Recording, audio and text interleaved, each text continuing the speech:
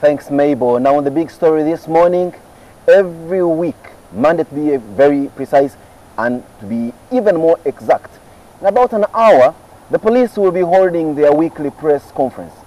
I can bet without any fear of contradiction that at this press conference they're going to parade before the media suspected criminals, some rapists, many robbers, calling them all sorts of criminal names that they can find. And we in the media will do the noble thing.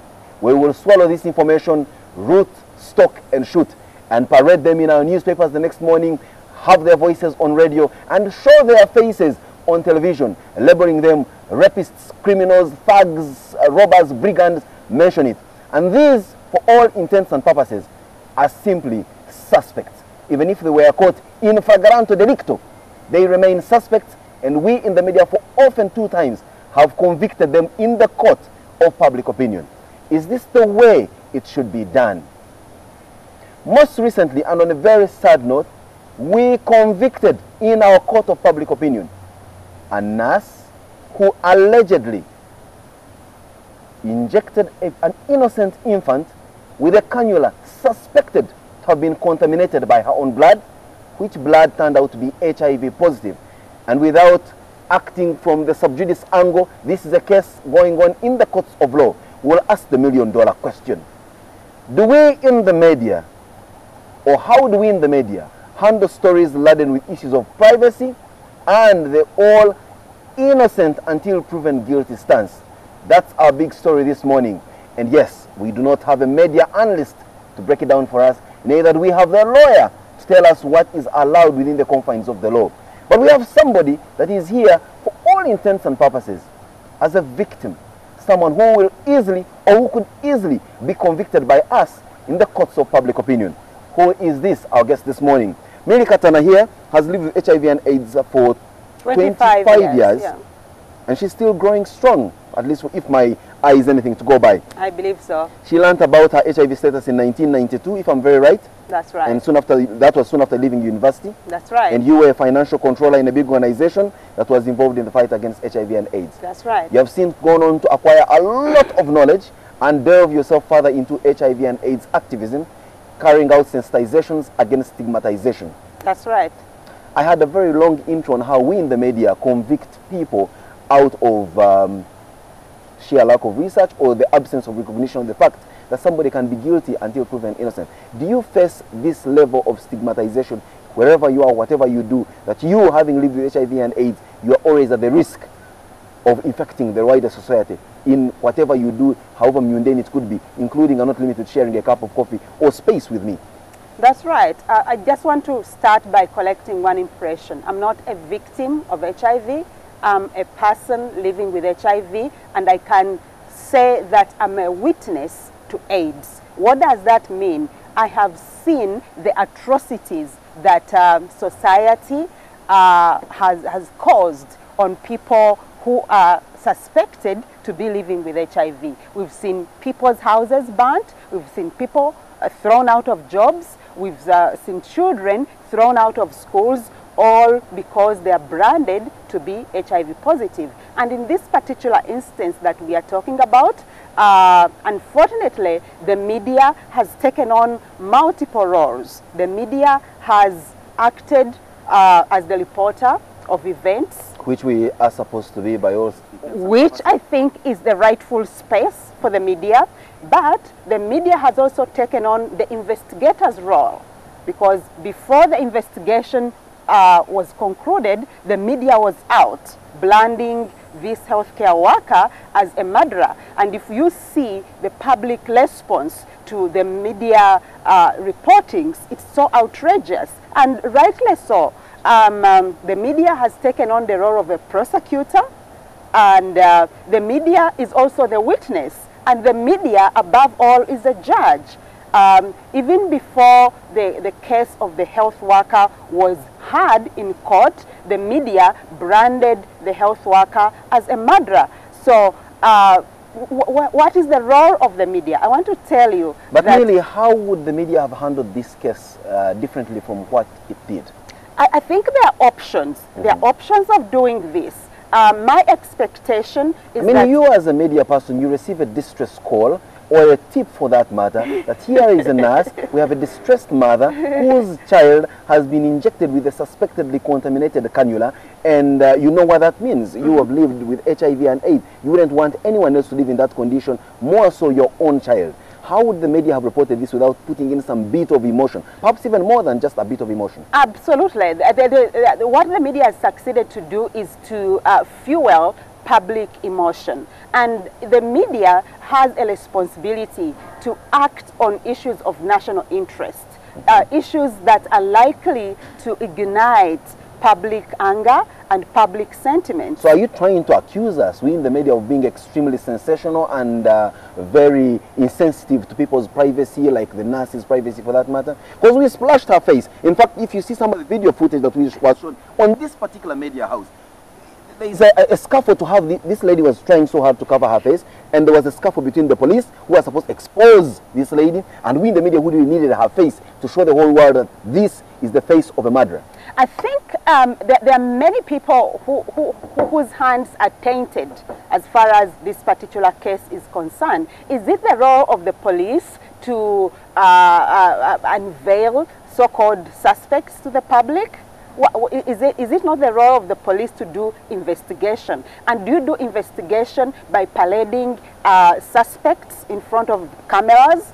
That's the $1,000,000 question. I would have loved very much this police spokesperson, Judith Nabakoba, or you, the Inspector General of Police, if you are watching, or you, the Commandant of Police of Kampala's metropolitan area, to answer.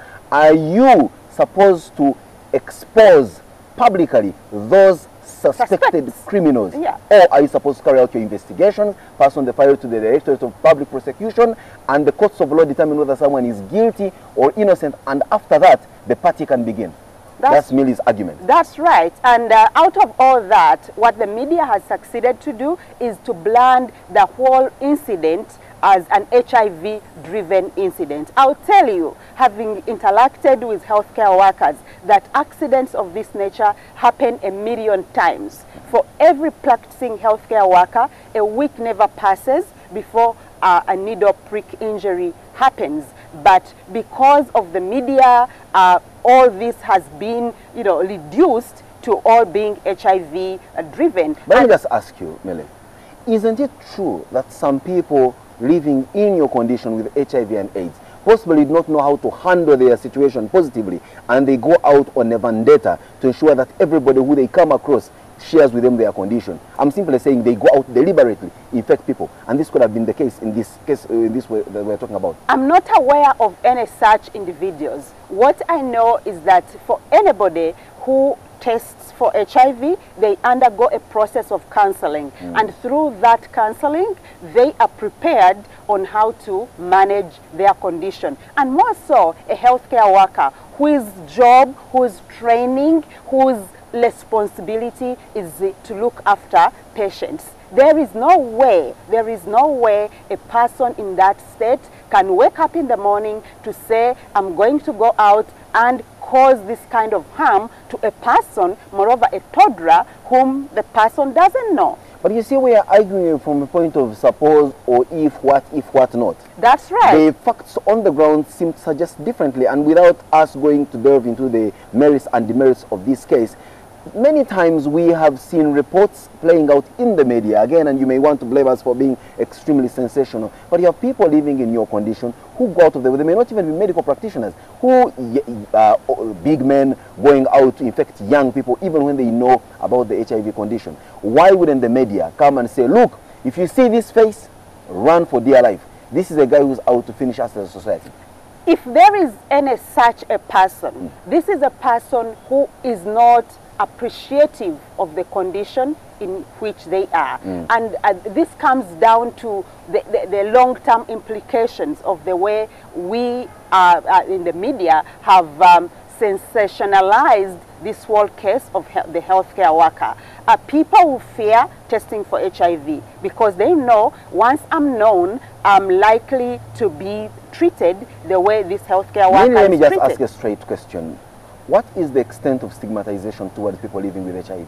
Unfortunately, 30 years since the onset of the AIDS epidemic, this particular case is showing us that public acceptance of HIV and people living with HIV has not gotten to a level that we thought, those of us who are at the front lines, that it should be. Because, you know, the lady has been condemned, anger. Yeah, but did you really expect people watching this particular story developing on their television set to say, oh, poor nurse, it was an accident, or, you know, to act with empathy towards the nurse as opposed to the child?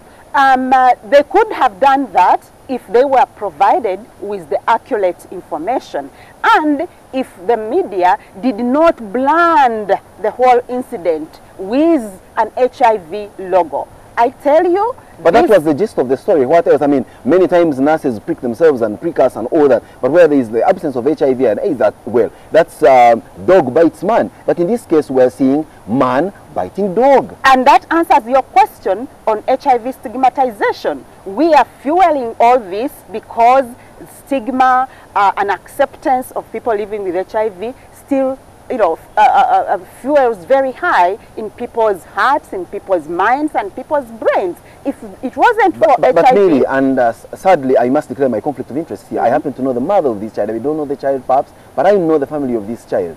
If you met this mother that is on tenterhooks, because it can be either positive or negative, and whichever way is a lifelong, you know, they could call it a death sentence. What would you look her in the face and tell her in light of the developments around the story and how it developed and played out in the media? I know how painful it is to live with HIV, and I'm personally very sympathetic as a mother, as a person living with HIV, to the family. But all I'm saying is that there are options of handling with this other than publishing it in the newspapers, on television, and all that. I'm not in any way defending anyone. I'm saying, all I'm saying is that let the public get to hear the accurate story. And I would love to meet the mother and talk to her. Mm-hmm. And I guess she has, you know, talked to 101 people, telling her of what to expect. And my prayer, my honest prayer, is that with the interventions that the baby has received, the baby turns out to be HIV negative. And on the flip side, if you met this nurse and looked her in the face, you as a person living with HIV and AIDS, and her given the kind of Herculean task she has on her shoulder as a savior of life as opposed to a terminator of life, what would you tell her? I think I'm also sympathetic with the nurse as well, because I can appreciate, like imagine what could have happened in that treatment room with a 2.5-year-old child seeing, you know, an injection, looking into their eyes, and the fight and the struggles that would have happened, and you know, the amount of pressure both the mother and the nurse were in to get the treatment on the baby, because what we are getting is that the baby was having problems and breathing badly. So, you know, both of them were under a lot of pressure to get treatment into the baby with the hope that the treatment will get the baby feel better. Shouldn't this nurse, knowing her condition, because she surely knew, shouldn't she have been a bit more careful in this particular case and other cases she has handled in the past and will handle if she's not deregistered? I think all healthcare workers exercise their duties on a daily basis with due diligence and but there is a word called negligence. We are yet to prove this. There is a word called malicious intent. All these issues are under the courts of law. There is another word called evil-mindedness. I'm ignorant about all these issues, and I really hope that the courts of law will help us to establish the bottom line of all these issues. But the courts of law are not from heaven or any other society that doesn't consume our press. The judges and magistrates watch news, and I reckon that there must be a judge or magistrate watching us this morning. There are judges who read newspapers as the first thing they do when they wake up. These are people who read and feel the public pulse. They read the court of public opinion and how it feels. Do you think that they will exercise jurisdiction over this matter and possibly ride a wave that is running contrary to that of the public court of appeal? I have full trust in the professionalism of our courts of law, and I believe 100% that the courts will do their due diligence to find the actual incident and what happened, and deliver a judgment. Really, you're being political here. If it turned out, and this is for argument's sake, that this lady is convicted for attempted murder, manslaughter, whatever you call it, and the convict is bang, case closed, what would you say to the judiciary? Here is the issue to NTV and your viewers.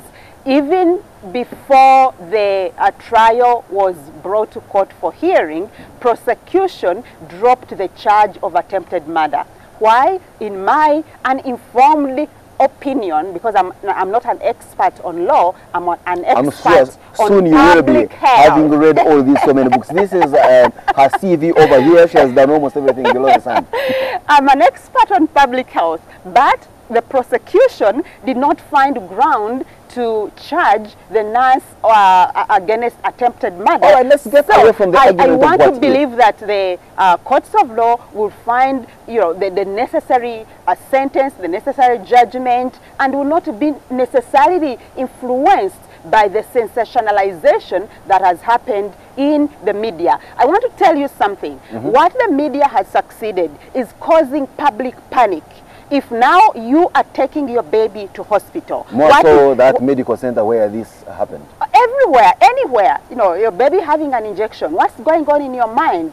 If you are needed to take an HIV test, what is going on in your mind? And what all we are asking of the media is to be objective, be rational, be sensitive to what the issues you are reporting and the likely implications on whatever you do, and remain factual, because I tell you there are 1,000,001 people who look to the media as the source of accurate information, and if the information that comes out of the media has loopholes as far as accuracy is concerned, that leaves all of us as the public in a total jeopardy.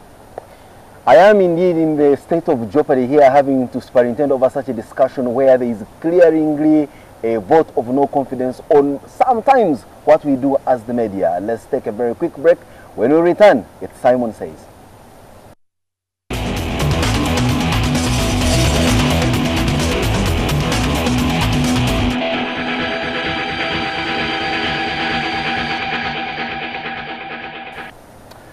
The maxim is simple.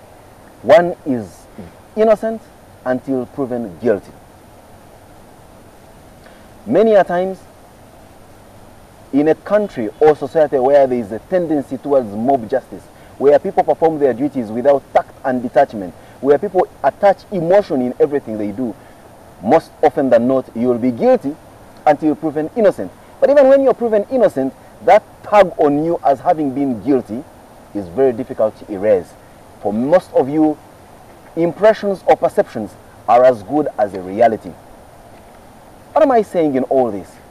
We as the media, indeed, it's incumbent on us, just like Millie said, to be objective in what we do. Yes, we may show some empathy, but certainly must ride on the principle of truth, fact all the time.